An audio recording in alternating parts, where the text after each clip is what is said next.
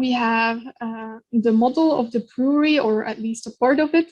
And here you see that there is a beer line which just stops. And this beer line we actually want to connect to this bottling installation over here. And as such, we want to constrain everything so that it moves according to the behavior that we want. Here you already see some constraints. Some are placed manually, others are placed automatically with Smart Insert, which we will use in this exercise as well, which allows you to constrain two parts together easily upon a placement rather than upon after the placement and with manual constraints. So it quickens the process of assembling piping in particular. And let us start by going to the assembly tab. So here you have the insert component button. If you click that one, you will launch a regular insert. This is what we will use first to insert the component, which is an assembly of an engine, of a pump installation. And that is what we will insert first. And you can just click the file, click the icon insert components, and then you should see that in the bottom BM insert is launched. So you can also just launch that command directly. And then you choose the pump assembly. And then you will see that it now is attached to your cursor if you wait for the preview. But actually, I want it to be located the other way around so that at the other side, you would actually see that there is a flange to connect to the piping installation, but I want it to be between the filling station and the beer line. So that's why I will rotate the component. You can do that by clicking the sub option or typing R in the command line. And you see you get a rotation widget. Now I just want to rotate it 180 degrees, so I can type in 180. And then you see that now it's located with the flange towards me, let's say, or towards the left-hand side of my screen.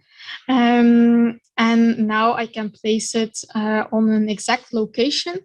If you don't want to use the dynamic dimensions, you can just click still in the command line and type in there the values that are in the manual, which is 4,800. Comma separated by and then 3,000 minus 3,100 and then 130. So that's the values also in the manual, and that's really the exact location of the point. So your insertion point of the component will be located and that exact location as opposed to the world coordinate system. And that should be somewhere between the filling line, station and the beer line here. So let's zoom in a bit. Now we see that we have two flanges here and we want to connect the two to each other.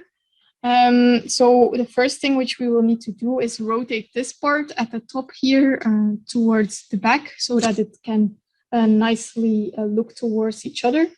And we will do that by just grabbing the elbow alone, long clicking to pull up the manipulator, then choosing the horizontal bar to rotate in the horizontal plane. And then you can rotate with 180 degrees as well. And you can press tab to preview the value or press enter to accept it. And you actually see by rotating the elbow, also the other parts have moved along. This is because everything is constrained nicely through Smart Insert, which is actually, here you can see these lines. It's these lines that are constrained to each other to make sure that it all moves nicely together. But now we have here a short part and it needs to be extended a little bit. As you can see, there is still a gap here between this flange and this flange. So what I will do to do that is I will try to locate the length, the distance constraint of this tube. And what is the easiest approach for this?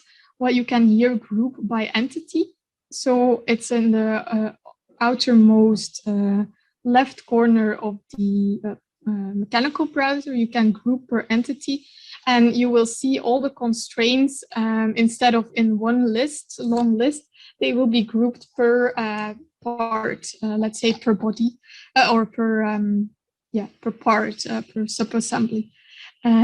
So I can click that button, and then if I keep this pipe selected, you will see immediately it jumps to that location, or you could reselect it and then it should jump to that location, and you should find distance 1821. And that distance is now a fixed value, which is not editable through a parameter or in any other way. What does that mean? It means that when I try to manipulate this part, I actually can't manipulate it in this direction. It just tries to scoop over to the other side. So not in this blue line that you just saw on my screen. So I can try to locate this distance constraint again.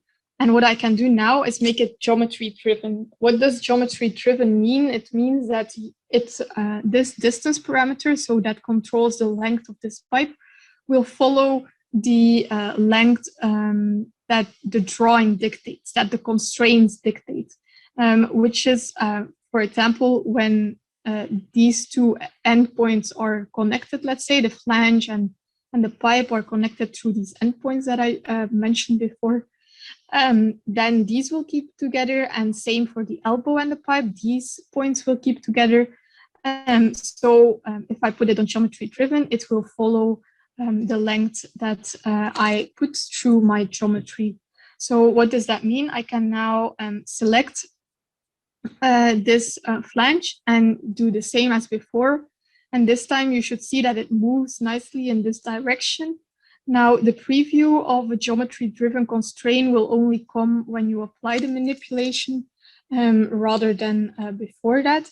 So let me show you that by immediately taking the grip point. So not through the manipulator, but you can also move elements through their grip point.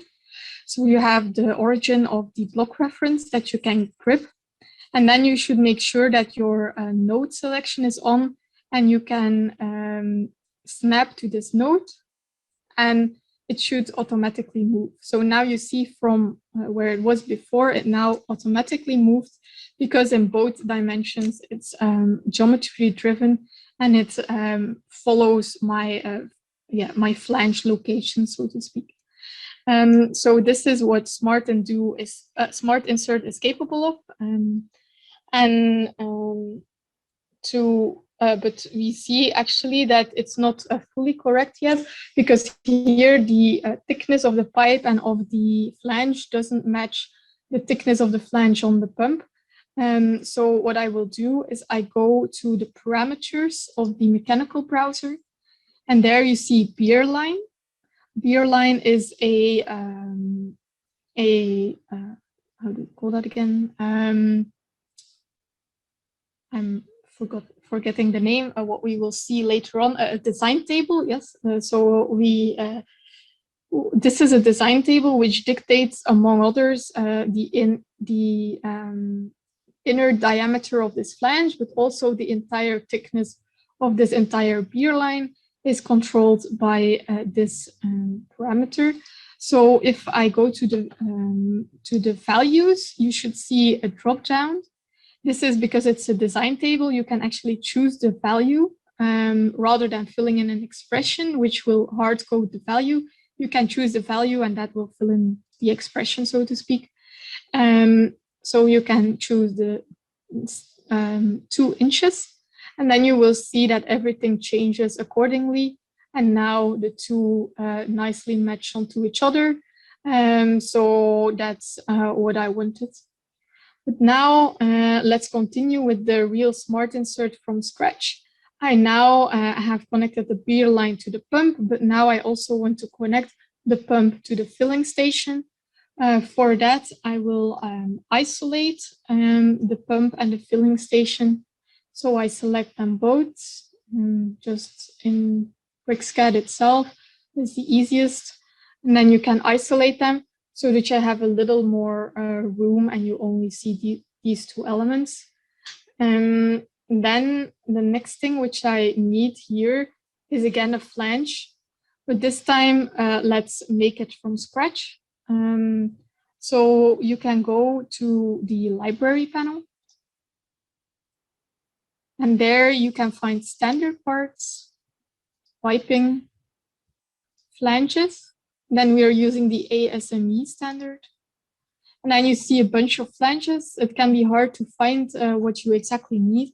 So what you can do is you can type SORF, it's in bold in the handouts as well, which is part of the naming ASME B16.5 flange SORF, the flange that was specified in the training manual and that we wanted here.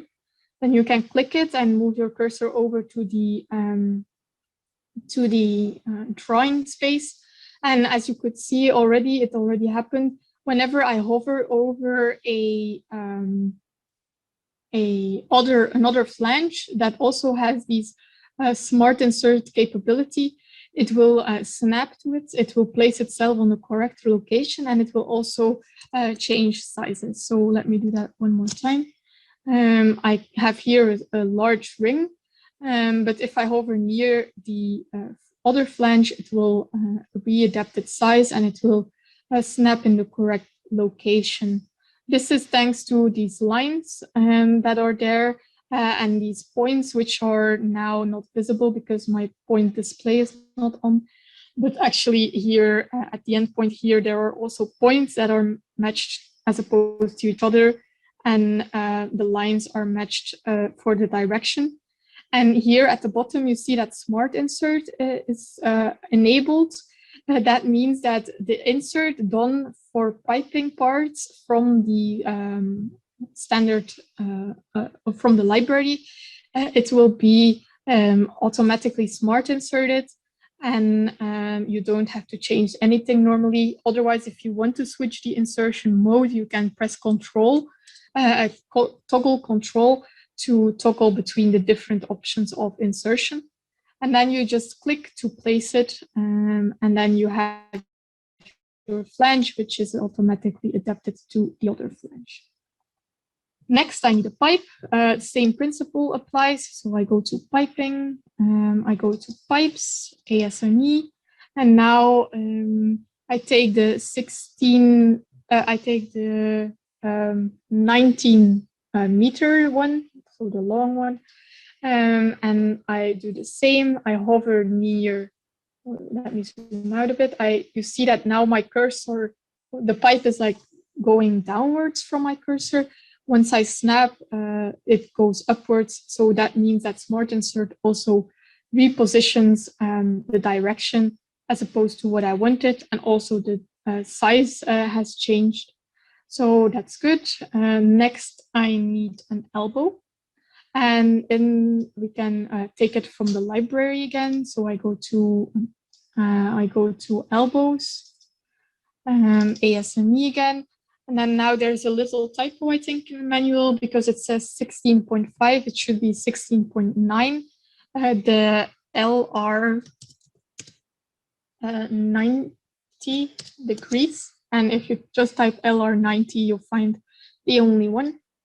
And then we can do the same, hover near the end location, and it will snap there. Now it's automatically towards the left of my screen. I actually want it to the back because here we still have a large gap, let's say. So I rotate it with the manipulator once more, this time 90 degrees instead of 80. And then it's located in the direction that I want. Now there is also an option to insert components again if they're already in your drawing, so you don't need to find them in the library again. How do you do that? You hover over over a component, and then you can find the insert component button.